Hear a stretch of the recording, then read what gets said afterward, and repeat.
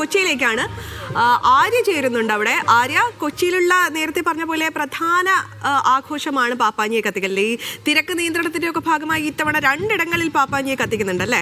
എന്താണ് ഇപ്പോൾ കളറുകളൊക്കെ പൂർണ്ണമായി തെളിഞ്ഞു തുടങ്ങിയോ? ആളുകൾ ഒഴുകി എത്തുന്നുണ്ടോ? എന്തൊക്കെയാണ് ഏറ്റവും പുതിയ വിവരങ്ങൾ? തീർച്ചയായിട്ടും ഭാരതി, എല്ലാവരും ഇവിടത്തേക്ക് ഒഴുകിയെത്തിക്കൊണ്ടിരിക്കുന്ന ഒരു സാഹചര്യം തന്നെയാണ്. പരേഡ് ഗ്രൗണ്ടിലാണ് ഞാനിപ്പോൾ ഉള്ളത്. ഇവിടെ പാപ്പാഞ്ഞൊക്കെ നേരത്തെ തന്നെ റെഡി ആയിട്ടുണ്ട്. അതുപോലെ തന്നെ ഒരു 3 മണിക്ക് ശേഷം തന്നെ ആളുകളും ഇങ്ങോട്ടേക്ക് ഒഴുകിയെത്തുന്ന ഒരു സാഹചര്യം തന്നെയാണ്. കേരളത്തിന്റെ അങ്ങേ അറ്റം മുതൽ ഇങ്ങേ അറ്റം വരെയുള്ള ആളുകളും അതുപോലെ തന്നെ വിവിധ രാജ്യങ്ങളിൽ നിന്നുള്ള ആളുകളും ഒക്കെ ആയിട്ടാണ് ഇവിടെ നിറഞ്ഞു നിൽക്കുന്നത്. ഇവിടെ കാസർഗോഡുള്ള കുറച്ച് ചേട്ടന്മാരുണ്ട്, ചെറുപ്പന്മാരുണ്ട്. എന്തൊക്കെയാ വിശേഷം? നല്ല സുഖം. ന്യൂ ഇയർ ആയിട്ട് ഫുൾ ഹാപ്പി. കൊച്ചിയിൽ തെരഞ്ഞെടുക്കാനുള്ള കാരണം എന്താ? കൊച്ചിയിൽ ഇത്തവണ മെയിൻ ഹൈലൈറ്റ് പറഞ്ഞെങ്കിൽ 2 പാപ്പാനെ കത്തിക്കുന്നുണ്ടല്ലോ. പക്ഷെ നമുക്ക് മെയിൻ കൺജസ്റ്റ് ഉള്ളത് 2 ഒരേ ടൈമായി പോയി.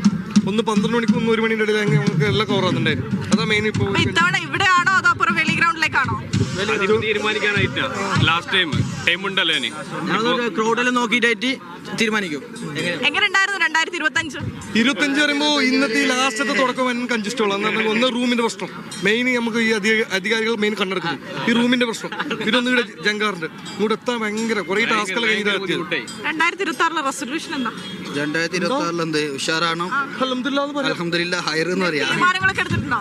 തീരുമാനം രാത്രിയാവുന്നു രാവിലെ ഒന്നും ഒന്നുമില്ല, പ്രത്യേകിച്ച് തീരുമാനങ്ങളൊന്നുമില്ല. രാവിലെ ആന്ന് തന്നെ വലിയ അത്ഭുതമല്ലേ?